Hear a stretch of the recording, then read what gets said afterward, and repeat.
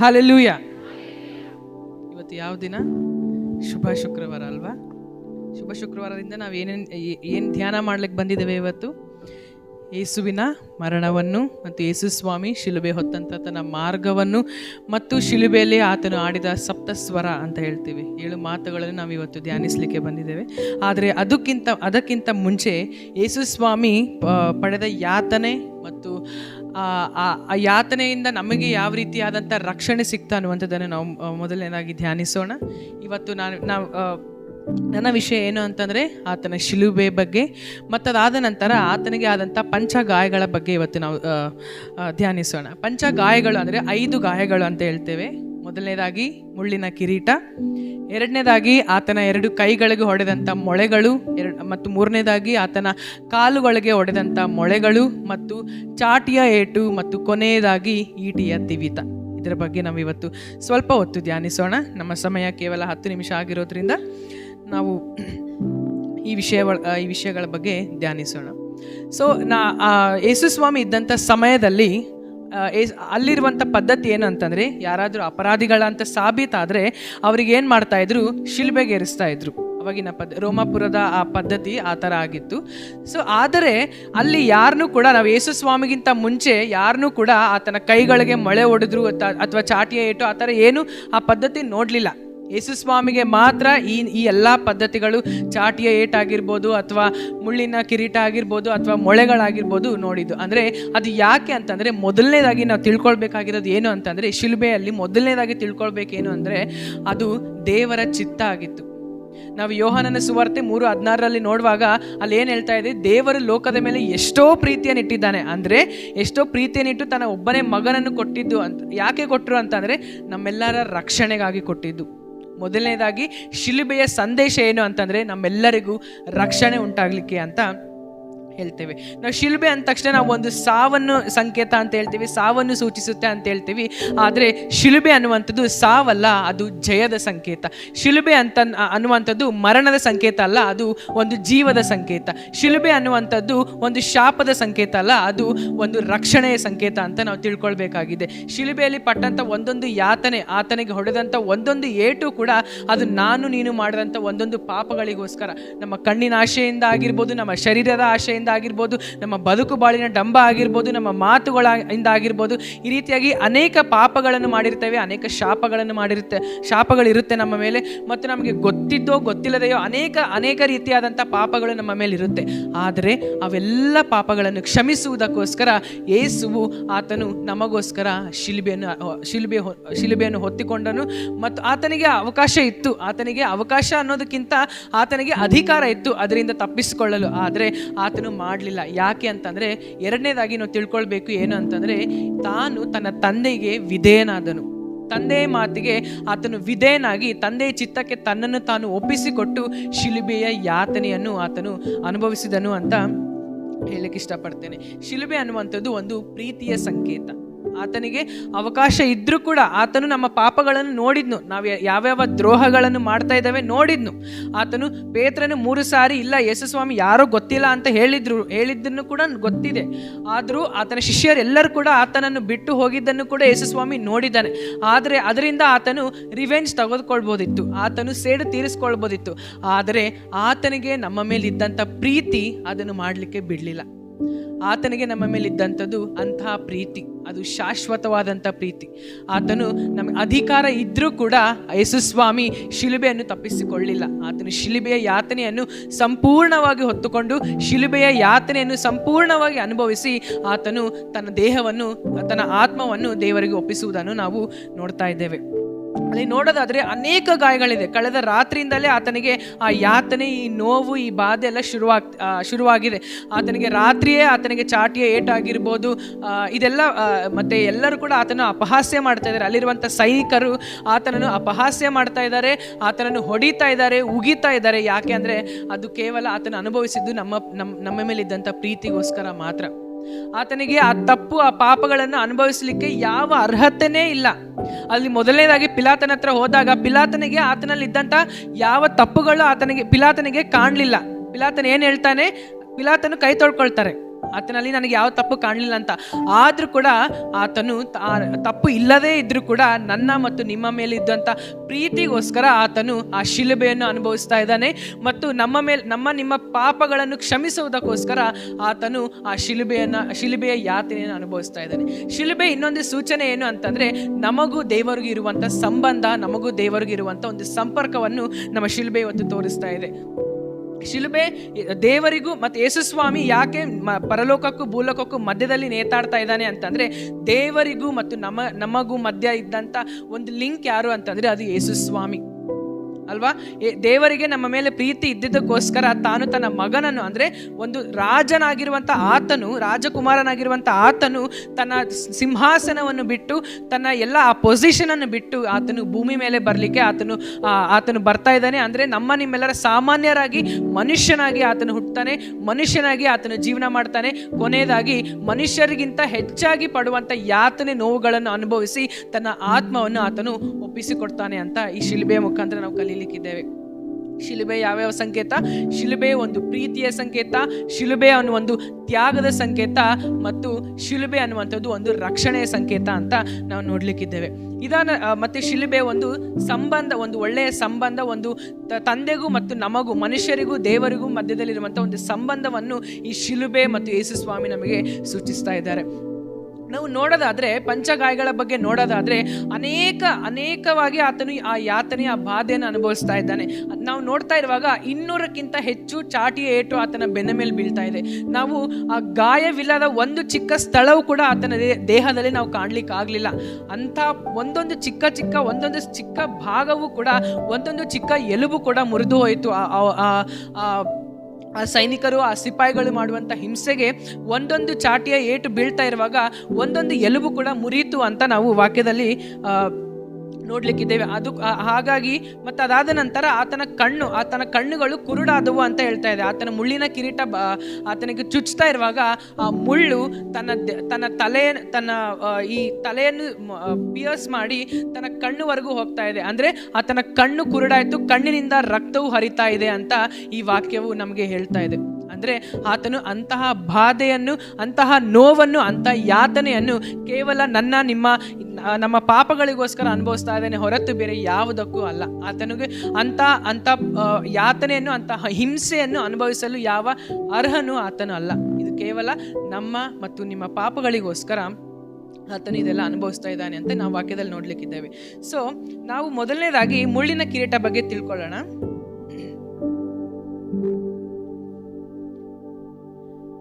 ಯೇಸು ಸ್ವಾಮಿಯ ಜೀವನವನ್ನು 4 ಸುವಾರ್ತೆಗಳಲ್ಲಿ ನೋಡ್ಲಿಕ್ಕೆ, ಯೇಸು ಸ್ವಾಮಿ ಹುಟ್ಟಿನಿಂದ ಆತನು ಸಾಯುವ ತನಕ 4 ಸುವಾರ್ತೆಗಳಲ್ಲಿ ನಾವು ನೋಡ್ತೇವೆ. ಮತ್ತಾಯ, ಮಾರ್ಕ, ಲೂಕ ಮತ್ತು ಯೋಹಾನ. ಇವು 4 ಸುವಾರ್ತೆಗಳಲ್ಲಿಯೂ ಕೂಡ ಆತನ ಶಿಲುಬೆಯ ಆ ಜರ್ನಿ ಏನಿದೆ ಅಲ್ವಾ, ಆತನ ಶಿಲುಬೆಯ ಪ್ರಯಾಣವನ್ನು ಕೂಡ ತುಂಬ ಚೆನ್ನಾಗಿ ಅಲ್ಲಿ ಎಕ್ಸ್ಪ್ಲೇನ್ ಮಾಡ್ತಾ ಇದ್ದಾರೆ. 4 ಜನ ಸುವಾರ್ತಿಕರು ತುಂಬ ಚೆನ್ನಾಗಿ ಎಕ್ಸ್ಪ್ಲೇನ್ ಮಾಡಿದ್ದಾರೆ.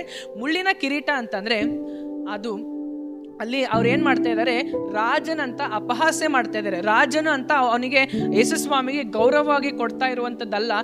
ನೀನು ರಾಜನು, ಯಹೂದ್ಯರ ರಾಜನಂತ ಒಂದು ಅಪಹಾಸ್ಯವಾಗಿ ಆ ಮುಳ್ಳಿನ ಕಿರೀಟವನ್ನು ಯೇಸು ಸ್ವಾಮಿಗೆ ಧರಿಸೋದನ್ನು ನಾವು ನೋಡ್ತಾ ಇದ್ದೇವೆ. ಆದರೆ ಆತನ ಅರ್ಹತೆ, ಆತನ ಯೋಗ್ಯತೆ ಏನು? ಒಂದು ಬಂಗಾರದ ಕಿರೀಟವನ್ನು, ಒಂದು ಉನ್ನತವಾದ ಸಿಂಹಾಸನಕ್ಕೆ ಆತನು ಬಾಧ್ಯಸ್ಥನಾಗಿದ್ದರೂ ಕೂಡ ಆತನು ಇಂಥ ಮುಳ್ಳಿನ ಕಿರೀಟ, ಇಂಥ ಕೀಳಾದ ಮುಳ್ಳಿನ ಕಿರೀಟ, ಇಂಥ ನೋವನ್ನು ಆತನು ಅನುಭವಿಸ್ತಾ ಇದ್ದಾನೆ ಅಂತ ನಾವು ನೋಡ್ತೇವೆ. ಈ ಮುಳ್ಳಿನ ಕಿರೀಟದಿಂದ ನಮಗೆ ಯಾವ ರೀತಿಯಾದಂಥ ರಕ್ಷಣೆ ಅಂತಂದರೆ, ನಮ್ಮ ಕಣ್ಣಿನ ಆಶೆ, ನಮ್ಮ ಶರೀರದ ಆಶೆ, ನಮ್ಮ ಬದುಕು ಬಾಳಿನ ಡಂಬ, ನಮ್ಮ ಮೋಹ, ಇನ್ನಿತರ ಈ ಎಲ್ಲ ಪಾಪ, ಈ ಎಲ್ಲ ಶಾಪಗಳಿಂದ ನಮಗೆ ಒಂದು ಪರಿಹಾರ ಆಗಬೇಕು ಅಂತಂದರೆ ಆತನ ಮುಳ್ಳಿನ ಕಿರೀಟ ಒಂದು ಸಂಕೇತ ಆಗಿದೆ. ಇವತ್ತು ನಾವೆಲ್ಲರೂ ಕೂಡ ಅನೇಕ ಪಾಪಗಳನ್ನು ಮಾಡಿರ್ತೇವೆ. ನಮಗೆ ಮೋಹ, ಇನ್ನೊಬ್ಬರ ಮೇಲೆ ಮೋಹ ಇರುತ್ತೆ, ಮತ್ತು ನಮಗೆ ಶರೀರದ ಆಶೆಗಳಿರುತ್ತೆ, ಮತ್ತು ನಮ್ಮ ಮನಸ್ಸು ಚಂಚಲವಾದಂಥ ಮನಸ್ಸಿರುತ್ತೆ.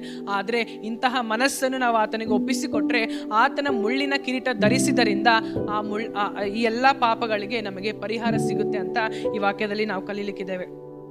ಮತ್ತು ನಾವೆಲ್ಲರೂ ಪಾಪಿಗಳಂತ ನಮ್ಮೆಲ್ಲರಿಗೂ ಗೊತ್ತು. ಆದರೆ ಅನೇಕ ಬಾರಿ ನಮ್ಮ ಪಾಪಗಳು ನಮಗೆ ಗೊತ್ತಿರೋದೇ ಇಲ್ಲ. ನಾವು ಗೊತ್ತಿಲ್ಲದೇ ಪಾಪಗಳನ್ನು ಮಾಡಿರ್ತೇವೆ. ಆದರೆ ಅಂತಹ ಪಾಪಗಳಿಗೆ ಪರಿಹಾರ ಈ ಮುಳ್ಳಿನ ಕಿರೀಟ.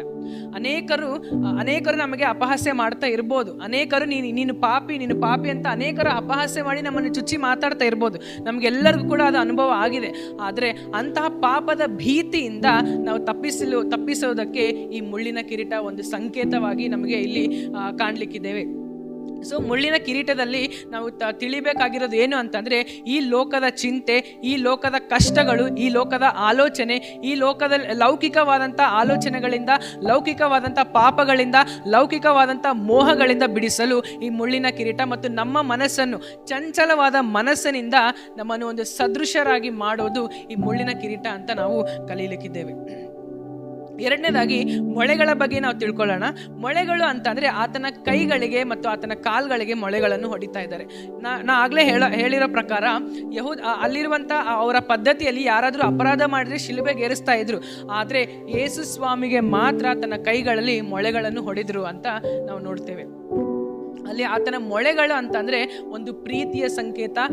ತನ್ನ ಕೈಗಳಿಗೆ ಹೊಡೆದಿರುವಂಥ ಮೊಳೆಗಳು ಅಂತಂದರೆ ಒಂದು ಪ್ರೀತಿಯ ಸಂಕೇತ ಮತ್ತು ಒಂದು ಸಂತೈಸುವಿಕೆಯ ಸಂಕೇತ ಅದನ್ನು ಸೂಚಿಸ್ತೇವೆ. ನಮ್ಮ ಜೀವನದಲ್ಲಿ ಅನೇಕ ಬಾರಿ ನಮಗೆ ಯಾರು ಇಲ್ಲ, ನಾವು ಒಬ್ಬಂಟಿಗರಾಗಿ ನಾವು ಏಕಾಂಗಿಯಾಗಿ ನಾವು ನಮ್ಮ ಕಷ್ಟಗಳನ್ನು ಅನುಭವಿಸ್ತಾ ಇರುವಾಗ, ಅನೇಕ ನಮಗೆ ಯಾರು ಇಲ್ಲ ಅನ್ನುವಂಥ ಚಿಂತೆಯನ್ನು ಅನುಭವಿಸ್ತಾ ಇದ್ದಾಗ ಆತನ ಗಾಯವುಳ್ಳ ಹಸ್ತವು, ಮೊಳೆಯನ್ನು ಹೊಡೆಸಿಕೊಂಡ ಹಸ್ತವು ನಮಗೆ ಆತನ ಪ್ರೀತಿಯನ್ನು ತೋರಿಸ್ತಾ ಇದೆ. ಆತನ ಮೊಳೆಯನ್ನು ಹೊಡೆಸಿಕೊಂಡ ಹಸ್ತವು ನಮ್ಮನ್ನು ಇವತ್ತು ಸಂತೈಸ್ತಾ ಇದೆ ಅಂತ ಈ ವಾಕ್ಯದಿಂದ ನಾವು ಕಲೀಲಿಕ್ಕಿದ್ದೇವೆ. ಇದಕ್ಕೆ ಒಂದು ವಾಕ್ಯ ಓದ್ಕೊಳ್ಳೋಣ. 2 ಕೊರಿಂಥ 1ನೇ ಅಧ್ಯಾಯ 3ನೇ ವಚನ. ಯಾರಾದ್ರೂ ಸಿಕ್ಕರೆ ಓದ್ರಿ.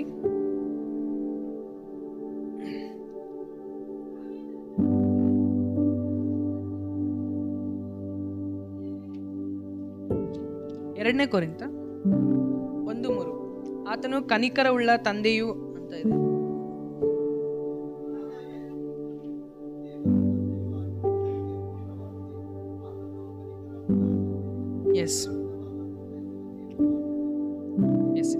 ಆತನು ಏನಂತ ಹೇಳ್ತಾ ಇದೆ?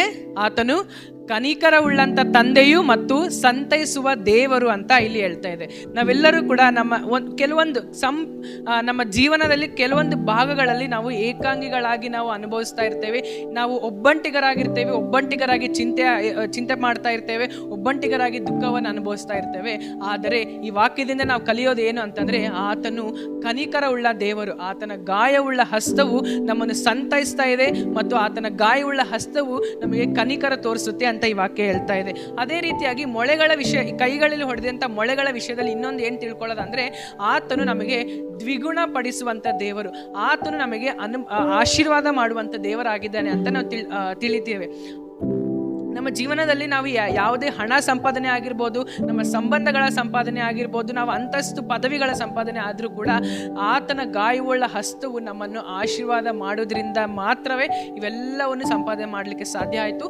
ಮತ್ತು ಆತನು ನಮಗೆ ದ್ವಿಗುಣ ಮಾಡುವಂಥ ದೇವರು ಅಂತ ತನ್ನ ಕೈಗಳಲ್ಲಿ ಹೊಡೆಸಿಕೊಂಡ ಮೊಳೆಗಳು ಇದನ್ನು ಸೂಚಿಸುತ್ತೆ ಅಂತ ಈ ವಾಕ್ಯದಲ್ಲಿ ನಾವು ಕಲಿತೇವೆ. ಆತನ ಗಾಯವುಳ್ಳ ಹಸ್ತವು ನಮಗೆ ಸಂತೈಸುತ್ತದೆ ಮತ್ತು ಆತನ ಗಾಯವುಳ್ಳ ಹಸ್ತವು ನಮಗೆ ಪ್ರೀತಿ ತೋರಿಸುತ್ತದೆ. ಆತನ ಗಾಯವುಳ್ಳ ಹಸ್ತವು ನಮ್ಮನ್ನು ಆಶೀರ್ವದಿಸುತ್ತದೆ.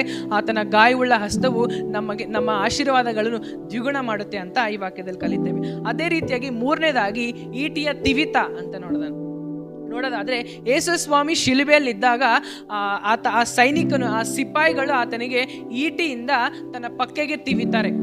ತನ್ನ ಪಕ್ಕೆಯಿಂದ ತಿವಿದಾಗ ಅಲ್ಲಿ ಏನೇನು ಬರುತ್ತೆ? ನೀರು ಮತ್ತು ರಕ್ತ ಎರಡು ಸೇರಿ ಬರುತ್ತೆ. ಅಂತಂದ್ರೆ ಈ ಈಟಿಯ ತಿವಿತ ಇಂದ ಬರುವಂತ ಈ ರಕ್ತ ಮತ್ತು ನೀರು ಏನನ್ನು ಸೂಚಿಸುತ್ತೆ ಅಂತಂದ್ರೆ, ಆ ರಕ್ತವು ನಮಗೆ ರಕ್ಷಣೆಯನ್ನು ಸೂಚಿಸುತ್ತೆ, ಆ ನೀರು ನಮಗೆ ಶುದ್ಧೀಕರಣವನ್ನು ಸೂಚಿಸುತ್ತೆ. ದೇವರು ನಮ್ಮನ್ನು ಶುದ್ಧ ಮಾಡ್ತಾನೆ. ಮೊದಲನೇದಾಗಿ ಅನೇಕವಾದ ಪಾಪಗಳಂತ ಹೊಲಸಾದ ಕೆಸರಿನಲ್ಲಿದ್ದಂಥ ನಿಮ್ಮೆಲ್ಲರನ್ನು ಕೂಡ ಮೊದಲನೇದಾಗಿ ಆತನು ಶುದ್ಧೀಕರಣ ಮಾಡ್ತಾನೆ, ಎರಡನೇದಾಗಿ ಆತನು ರಕ್ಷಣೆಯನ್ನು ಮಾಡ್ತಾನೆ ಅಂತ ಇಲ್ಲಿ ಈ ಈಟಿಯ ತಿವಿತದ ಬಗ್ಗೆ ನಾವು ತಿಳ್ಕೊಳ್ಬೋದು. ಮತ್ತು ಈಟಿಯ ತಿವಿತದ ಇನ್ನೊಂದು ವಾಕ್ಯ ಏನಂತ ತಿಳ್ಕೊಳ್ಬೋದು ಅಂತಂದ್ರೆ, ಆತನೇ ನಿಜ ದೇವರು ಅಂತ ತನ್ನನ್ನು ತಾನು ತೋರಿಸಿಕೊಳ್ಳುವುದನ್ನು ನಾವು ನೋಡ್ತಾ ಇದ್ದೇವೆ. ಯೇಸು ಸ್ವಾಮಿ ಪುನರುತ್ಥಾನ ಆಗಿ ಬಂದ ನಂತರ ತೋಮನ ಎದುರಿಗೆ ಆತನು ಪ್ರತ್ಯಕ್ಷವಾದಾಗ ತೋಮನ್ ಏನ್ ಹೇಳ್ತಾ ಇದ್ದಾನೆ ಅಲ್ಲಿ, ನೀನ್ ನಿಜ ದೇವರಂತ ನಾನು ಹೆಂಗ್ ನಂಬಬೇಕು, ನೀನೇ ಯೇಸು ಸ್ವಾಮಿ ಅಂತ ಹೆಂಗ್ ನಂಬಬೇಕು ಅಂದಾಗ, ಯೇಸು ಸ್ವಾಮಿ ತನ್ನ ಪಕ್ಕೆಯನ್ನು ತೋರಿಸಿ, ಪಕ್ಕೆಯಲ್ಲಿದ್ದಂಥ ಗಾಯವನ್ನು ತೋರಿಸಿ ಹೇಳ್ತಾನೆ.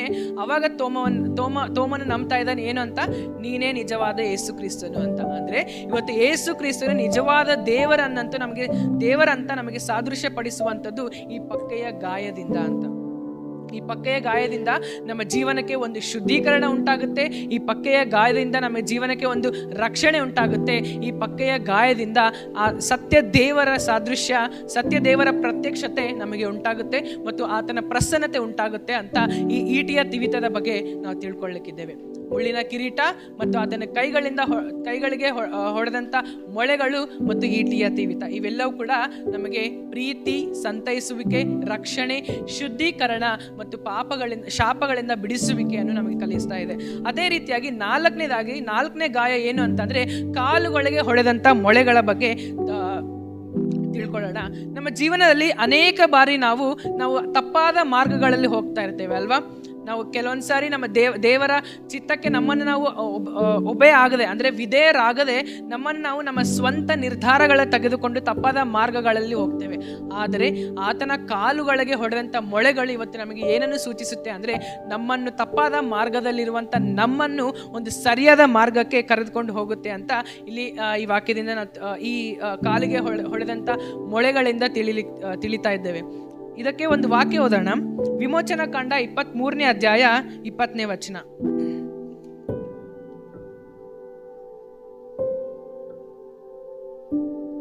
ವಿಮೋಚನಾ ಕಾಂಡ 23ನೇ ಅಧ್ಯಾಯ 20ನೇ ವಚನ.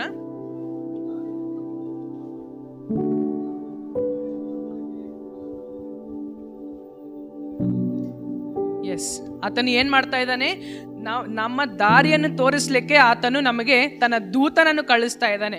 ಮತ್ತು ಇನ್ನೊಂದೇನು ಅಂತ ಈ ವಾಕ್ಯದಲ್ಲಿ ಏನ್ ಹೇಳ್ತಾ ಇದೆ, ನಮಗೆ ನಿಗದಿಪಡಿಸಿದಂಥ ಸ್ಥಳಕ್ಕೆ. ಒಂದು ವೇಳೆ ನಾವು ನಮ್ಮ ತಪ್ಪು ನಿರ್ಧಾರಗಳಿಂದ, ನಾವು ನಮ್ಮ ಸ್ವಂತವಾದ ನಿರ್ಧಾರಗಳಿಂದ ನಾವು ಅನೇಕ ತಪ್ಪಾದ ಮಾರ್ಗಗಳಲ್ಲಿ ಹೋಗಿದ್ದರೂ ಕೂಡ ಆತನಿಗೆ ನಮ್ಮನ್ನು ನಾವು ಒಪ್ಪಿಸಿಕೊಟ್ಟರೆ, ಆತನು ನಮಗೆ ಇದ್ದಂಥ ನಿಗದಿಪಡಿಸಿದಂಥ ಸ್ಥಳಕ್ಕೆ, ನಮಗೆ ನಿಗದಿಪಡಿಸಿದಂಥ ಆಶೀರ್ವಾದವನ್ನು ಇಲ್ಲಿ ಕೊಡ್ತಾನೆ ಅಂತ ಈ ಕಾಲಿಗೆ ಹೊಡೆದಂಥ ಮೊಳೆಗಳಿಂದ ನಾವು ತಿಳಿಯಲಿಕ್ಕಿದ್ದೇವೆ. ಅದೇ ರೀತಿಯಾಗಿ ಕಾಲಿಗೆ ಹೊಡೆದಂಥ ಮೊಳೆಗಳಿಂದ ಇನ್ನೊಂದು ವಿಷಯ ಏನು, ತುಂಬ ಸುಂದರವಾದ ವಿಷಯ ಇನ್ನೊಂದು ತಿಳಿಯೋದು ಏನಂತಂದರೆ, ಸೈತಾನನ ತಲೆಯನ್ನು ಜಜ್ಜಲು ಆತನು ಇದು ಸೂಚಿಸ್ತಾ ಇದೆ ಈ ವಾಕ್ಯ. ಇದಕ್ಕೆ ವಾಕ್ಯ ಓದೋದಾದ್ರೆ ರೋಮಾಪುರದವರಿಗೆ 16ನೇ ಅಧ್ಯಾಯ 20ನೇ ವಚನ. ರೋಮಾಪುರದವರಿಗೆ 16ನೇ ಅಧ್ಯಾಯ 20ನೇ ವಚನ.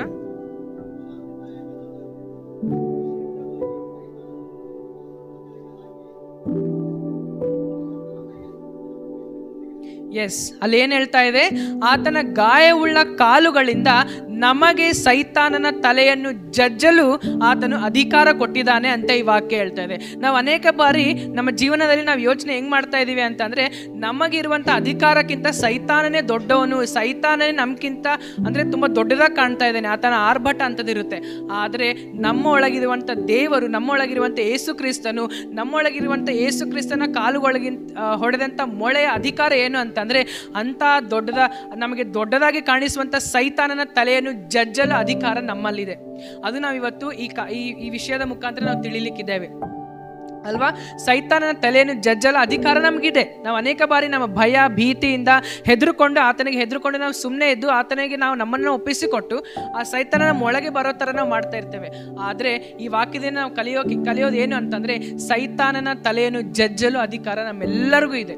ನಾವು ಅಧಿಕಾರವುಳ್ಳ ನಾಮದಿಂದ ನಾವು ಘೋಷಣೆ ಮಾಡ್ತಾ ಇರುವಾಗ ಸೈತಾನನ ಒಂದೊಂದು ಕಾರ್ಯಗಳು ಜಜ್ಜುವಂಥ ಅಧಿಕಾರ ನಮಗಿದೆ ಅಂತ ಈ ವಾಕ್ಯದಲ್ಲಿ ನಾವು ತಿಳಿಯಲಿಕ್ಕಿದ್ದೇವೆ. ಅದೇ ರೀತಿಯಾಗಿ ಕೊನೆಯ ಒಂದು ಗಾಯ ಇವತ್ತು ನಾವು ಧ್ಯಾನ ಮಾಡೋದು ಏನು ಅಂತಂದರೆ, ಚಾಟಿಯ ಏಟು.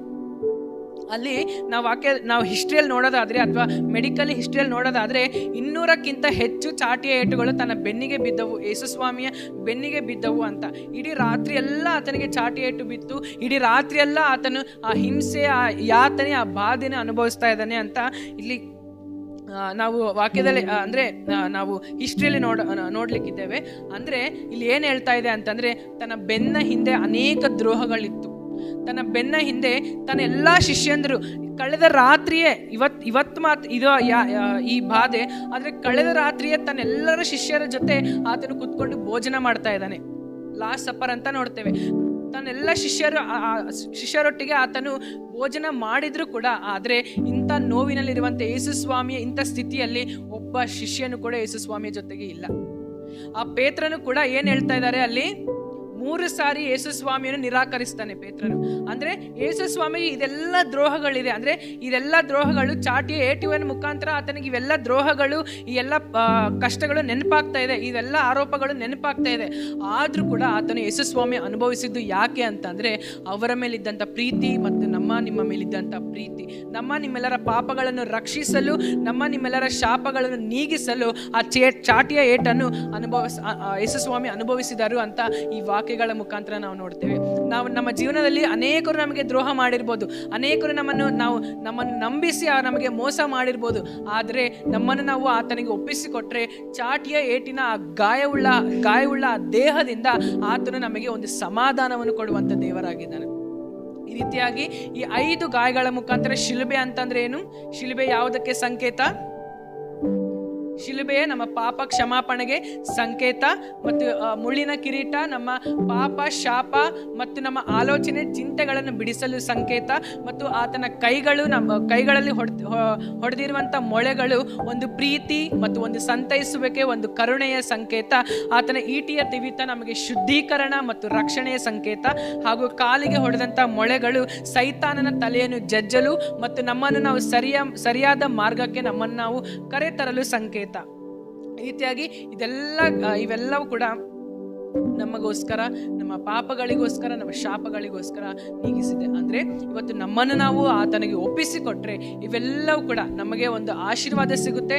ನಮಗೆ ಸಿಕ್ಕಂಥ ಆಶೀರ್ವಾದಗಳು ಆತನ ಗಾಯವುಳ್ಳ ಹಸ್ತದಿಂದ ಮಲ್ಟಿಪ್ಲೈ ಆಗುವುದನ್ನು ನಾವು ನೋಡ್ಲಿಕ್ಕಿದ್ದೇವೆ. ಇವತ್ತು ನಾವೇನು ಮಾಡಬೇಕು ಅಂತಂದರೆ, ನಾವೆಲ್ಲರೂ ಕೂಡ ನಮ್ಮನ್ನು ನಾವು ಆತನಿಗೆ ಒಪ್ಪಿಸಿಕೊಟ್ಟಾಗ ಮಾತ್ರ ನಮ್ಮನ್ನು ನಾವು, ಇಲ್ಲ ದೇವರೇ, ನನ್ನ ಮನಸ್ಸನ್ನು ನಾನು ಈಗ ಕೊಡ್ತಾ ಇದ್ದೇನೆ, ನನ್ನ ಮನಸ್ಸನ್ನು ನಾನು ಈ ಲೋಕದ ಆಲೋಚನೆಗೆ ಬಿಡದೆ, ಈ ಲೋಕದ ಚಿಂತೆಗಳಿಗೆ ಬಿಡದೆ ಆತನಿಗೆ ನಮ್ಮನ್ನು ನಾವು ಒಪ್ಪಿಸಿಕೊಟ್ರೆ, ಆತನು ನಮ್ಮ ಪಾಪಗಳನ್ನು ಕ್ಷಮಿಸ್ತಾನೆ, ನಮ್ಮ ಶಾಪಗಳನ್ನು ನೀಗಿಸ್ತಾನೆ, ನಮ್ಮನ್ನು ಶುದ್ಧ ಮಾಡ್ತಾನೆ, ನಮ್ಮನ್ನು ರಕ್ಷಿಸ್ತಾನೆ. ಹಾಗಾಗುವಂತೆ ದೇವರ ವಾಕ್ಯವನ್ನು ಆಶೀರ್ವದಿಸಲಿ. ಮತ್ತು ಇದಾದ ನಂತರ ನಾವೆಲ್ಲರೂ ಕೂಡ ಈ 7 ಮಾತುಗಳನ್ನು ಧ್ಯಾನಿಸಲಿಕ್ಕಿದ್ದೇವೆ. ದೇವರ ನಾಮಕ್ಕೆ ಸ್ತೋತ್ರವಾಗಲಿ.